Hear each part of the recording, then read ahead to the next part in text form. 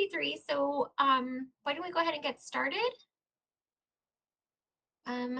So welcome to Shelterly's new feature release.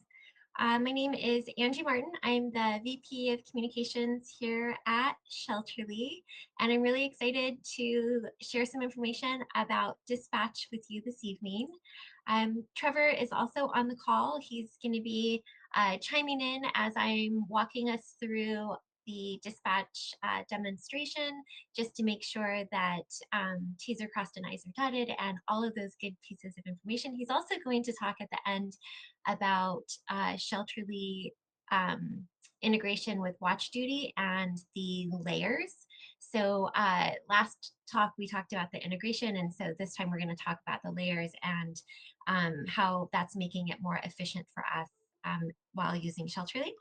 So as many of us know, using dispatch, it provides an efficient coordination between service requests and field teams. Dispatchers can assess needs, they can assign service requests based on team skills and location, and deploy teams in real time. So some of the new features that we've updated the dispatch module with are options to sort.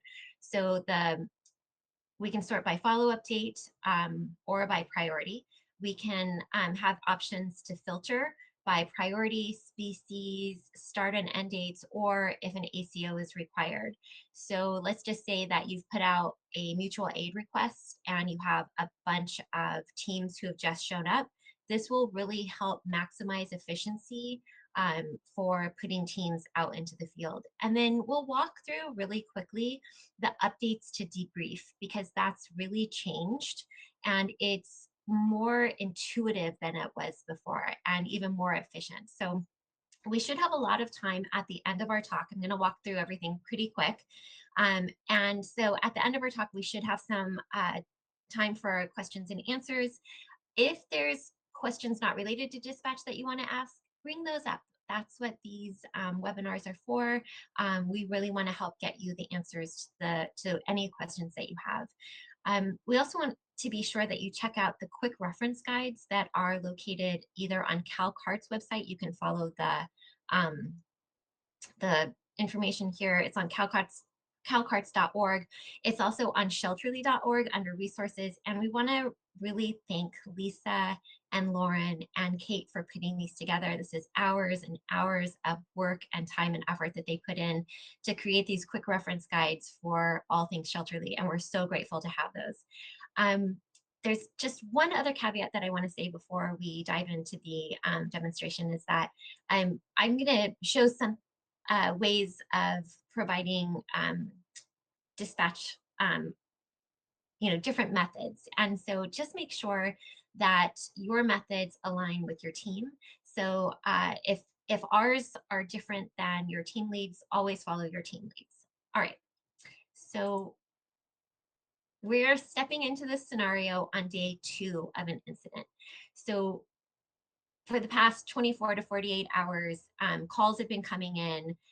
There's service requests backed up. There's teams waiting on us to dispatch out into the field. So we really want to put forth that opportunity of being able to see what it's like after all of these calls have come in.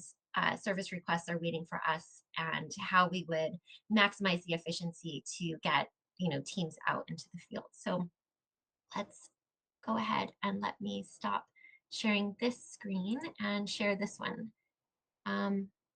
Can everyone see Shelterly? Yep, I got it Thank here. you. Okay, thank you. All right, so for this mock incident, it's called the Shiloh Ridge incident. You can see that it's integrated with Watch Duty. And if we go ahead and click here on the dispatch side of things, you can see that we've already got some teams deployed with dispatch assignments. So they're active here. I've got Team Alpha, Bravo, Charlie, and Echo. You can see that the dispatch assignment is in red, and that is because the service request follow-up date is today or later or earlier or later. It's meaning the red color means that we should pay attention to it. It should have maybe a higher priority because it's past the follow-up date. It's either today or past the follow-up date. So if we want to look at the teams that we want to deploy into the field, we can click here to choose team members.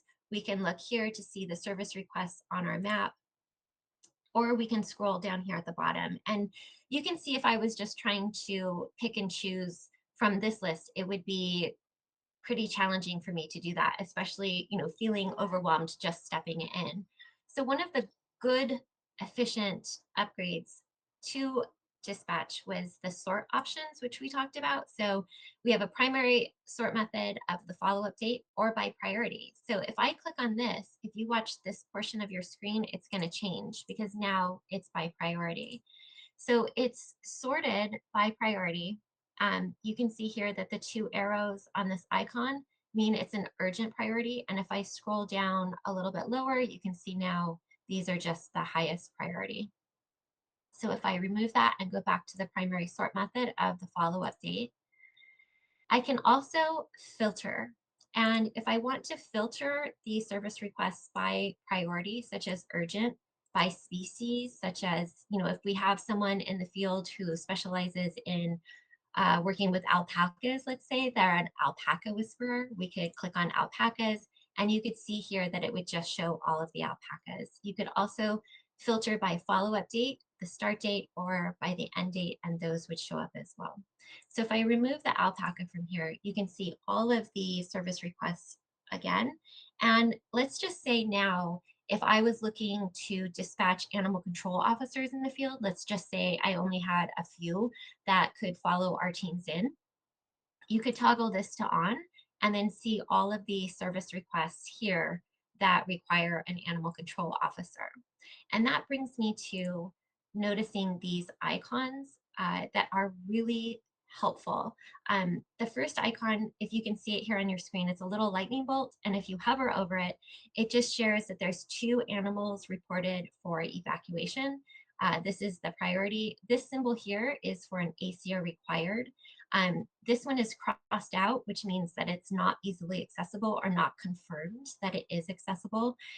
There's no room to turn around, or it's unconfirmed that there's room to turn a trailer around. And one of my most favorite icons here that really helps me when I'm out, when I'm actually using Shelter Lead to dispatch is this clipboard. So this, if you hover over it, gives the information that's listed in the instructions for field teams. So we don't have to go back and forth. We can just hover over this and see evac requested for 2 medical needs cats who are extremely aggressive. So if I click on this hyperlink here for SR number 20, you can see that this is the instruction for field teams right here. So I'm going to come back. And now on this side of the icons, this toggle 1 mile radius is a brilliant new feature, which I'm really excited about. If you click on your 2 cats, you can see here that this has been marked with a green check mark here. This is the service request that you're selecting. And now if you toggle a 1 mile radius, you can see all of the service requests in that 1 mile radius. So let's just say for, incident's sake that we're looking at all of the koi fish. We want to deploy teams to the koi fish who have all of the koi aeration materials, those portable aeration gadgets and fish and extra water. So what we could do here is we could filter by fish.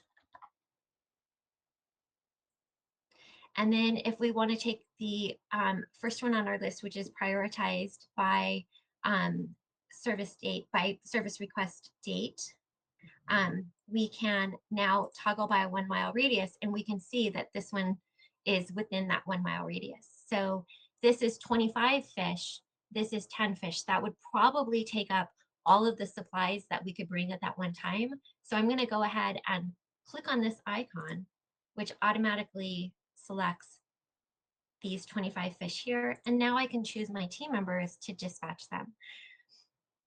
If I click on choose team members, you can see that Amy Adams as part of Team Alpha, she has a triangle with an exclamation point in the middle of it. This means that she's already been assigned to a dispatch assignment. She's out in the field, most likely. So I would like to choose someone who has not been assigned already. So I'm going to choose this person here, and then I'm going to go ahead and deploy my teams. Now, if, like we just talked about, you have new team members coming in and here's your screen, you've already done all of this work and you need to add a new team member, it's super simple now. You can just add a new team member by clicking on this plus button and add a first name.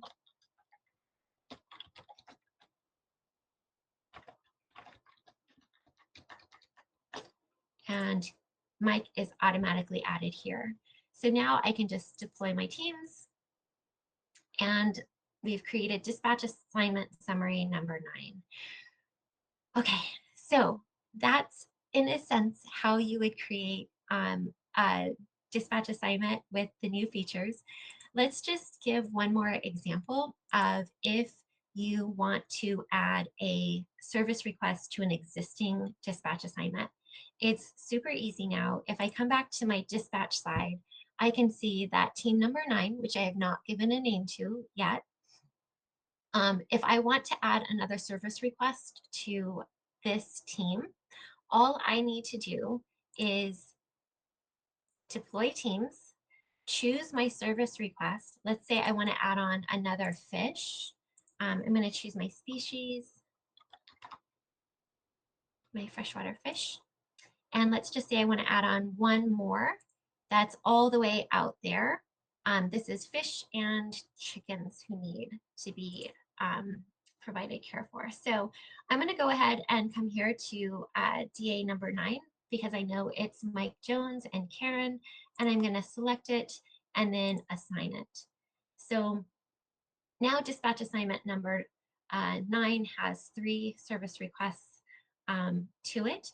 And if we were at the end of the day, or what happened during the fires in LA, was that we were getting real-time updates through WhatsApp that for the debrief, what we would do is we would go in and resolve the dispatch assignment by copying and pasting from WhatsApp and putting them right here into the visit notes for the appropriate service request number. At the end of the entries, we would come down to the bottom of the page and go ahead and click save, because if we saved and closed this dispatch assignment, it would move it out of this format into the next queue. So we just want to make sure that as we're going through the day, unless it's the final debrief, that we just click save. So the visit notes, we can enter in all kinds of good visit notes here that are highly readable. For this service request number 8, these are freshwater fish. They're sheltered in place. And so we worked with them, we gave them food and water, and let's just say, unfortunately, one of these fish was found deceased. To split the animal group, we now just can go new group of 1 freshwater fish, and this one was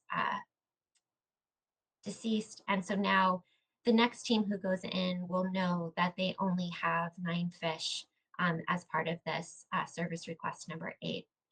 So I can go ahead and save this. And then when I'm ready for more visit notes, or if it is the end of the day, I can go ahead and save and close that out. So that is everything that I have about dispatch and debrief. If I went through the debrief a little bit quick, we can look at the new features here that the visit notes are first. So that way it gives us more control as debriefers to help provide support for the field teams and animal control officers. The way that this worked during the LA fires was I would call a team member like Mike and just say, hey, Mike, this is Angie from Shelterly. I'm ready. Are you ready for your debrief? Mike would say, yeah, sure. And I would say, okay, let's start off with service request number 8. They would provide the visit notes. I would put this information in, go down to the next one.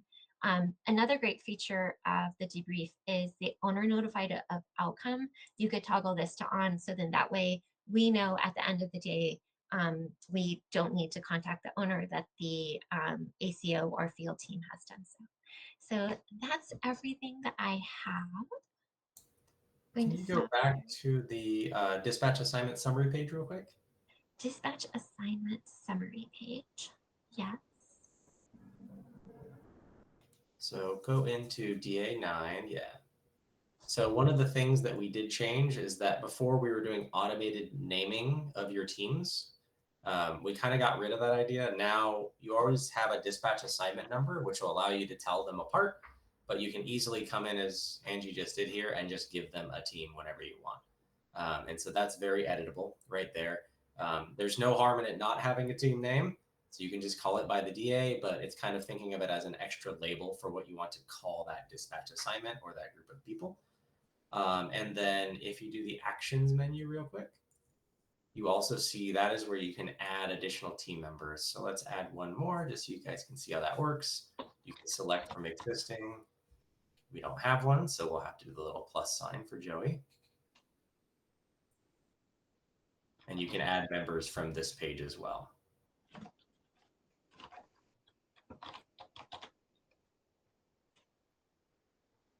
There we go. And if you need to remove one, there are the little minus symbols just next to each person, which should be easy.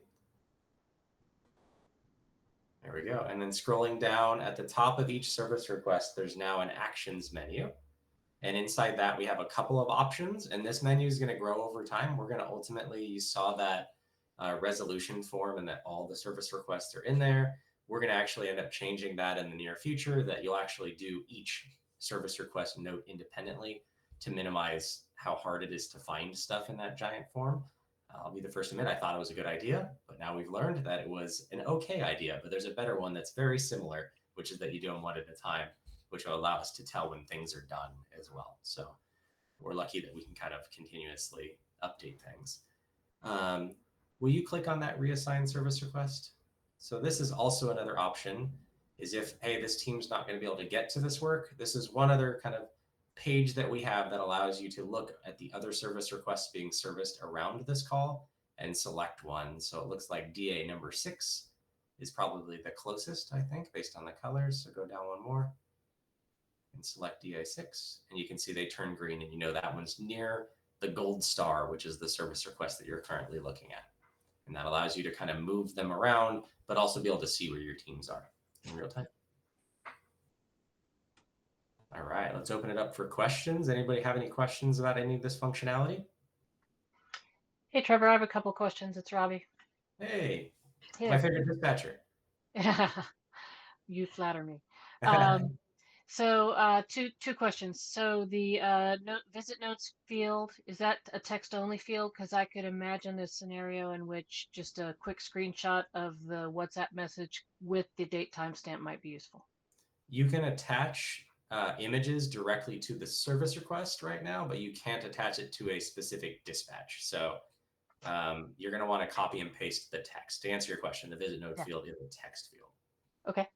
And the other question is back, Angie, when you're showing the sort and filter functions, when you select, so there's 2 default sorts. When you select one sort field, does the other sort field automatically become the secondary sort field? Exactly. Yes. Okay. Yep. And then the third sort field is service request number. Okay. So in both instances, but yeah, they just flip themselves, and then service request number is the third one. Okay. Thank you. Awesome. Do you want to talk about watch duty layers? I will. I want to make sure. Does anyone else have any other questions?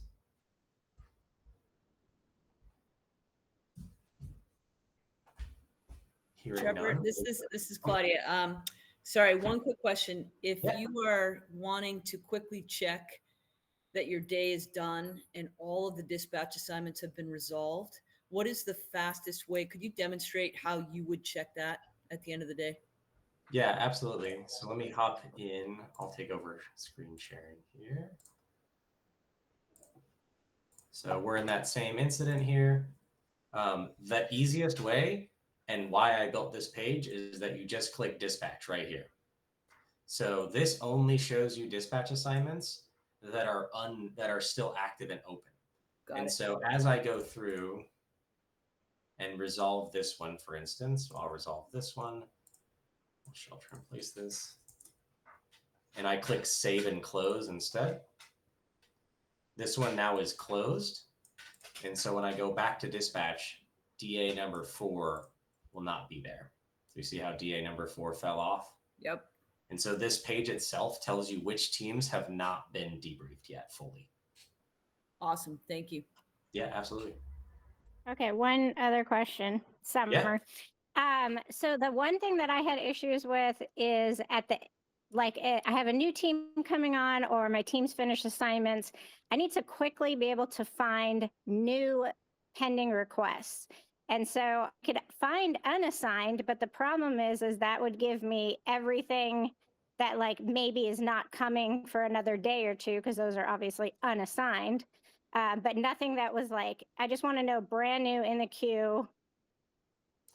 Yeah, so one of the other filters you have now is you can actually set follow-up date filtering. And so in that case, you would go set a follow-up date filter of today.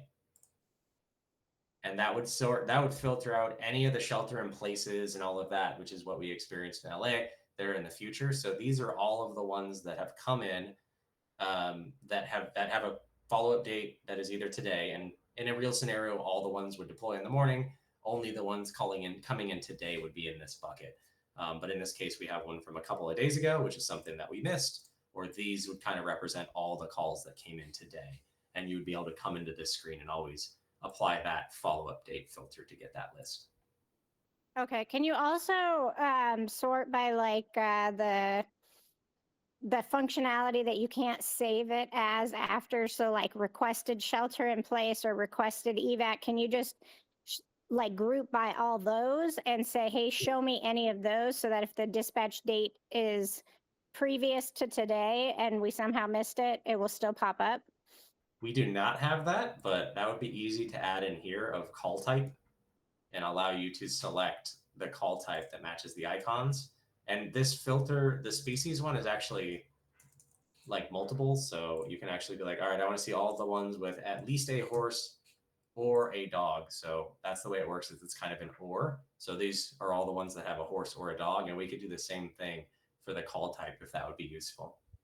Yeah, I think that'd be super helpful, because that's what I was trying to find, is that any of those that I can't resave it as, so I know for sure it hasn't been like touched yet, just to make sure I didn't miss it. Yeah, all the reported ones. So basically, kind of you're asking, I want to see all the red pins. I want to get rid of all the shelter in place. I want to see all the red pins that are due right now. Yeah, that would be, I think that's a really good idea. We'll add that to the feature list. Cool. Sweet. All right, so while we're on here, any other questions? I have one. Yeah. It's Carrie. Yesterday I was setting up for our fire here in El Dorado County. The Bonanza fire. Pardon? The Bonanza fire. The Bonanza fire. Yeah, I set up the shelter for Sklar. And it was real nice having the watch duty overlay. It's like, okay, right there, bing, I'm got my carry on. But when I went in to put the rooms together, I put in 1, 2, 3, 4, 5, 6, 7, 8, 9, so forth. And then when I got to like, I think 10, it was pounding in the middle of 1 and 2.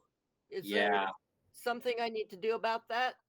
So unfortunately, yeah, because of the way that alphanumeric sorting works, is that the number 1 at the beginning of the 10 is telling it to be above number 9.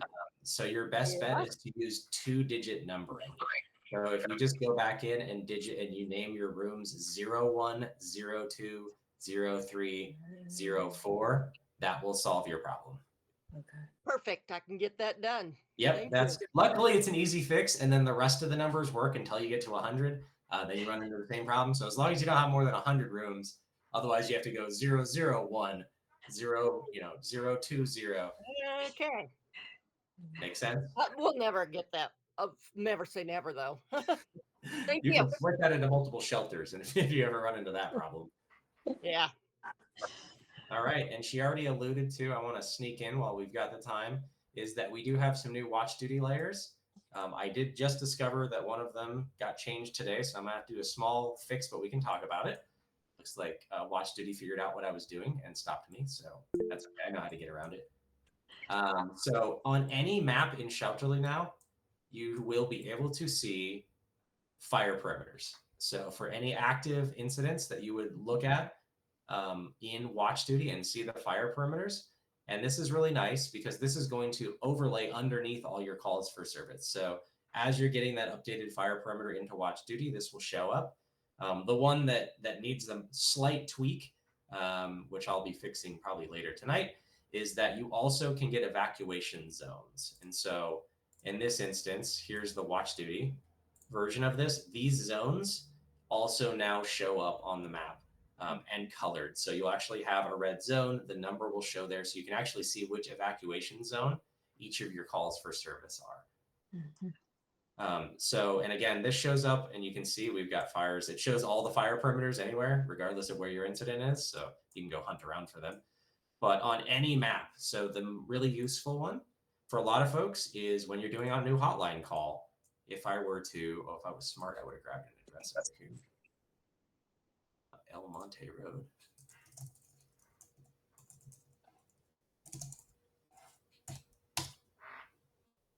And as I zoom in here, oh, it's further over. That's too bad. But it'll actually show those same fire perimeters on these little mini maps as well.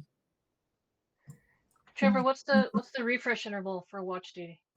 It's whatever they're able to do on their side.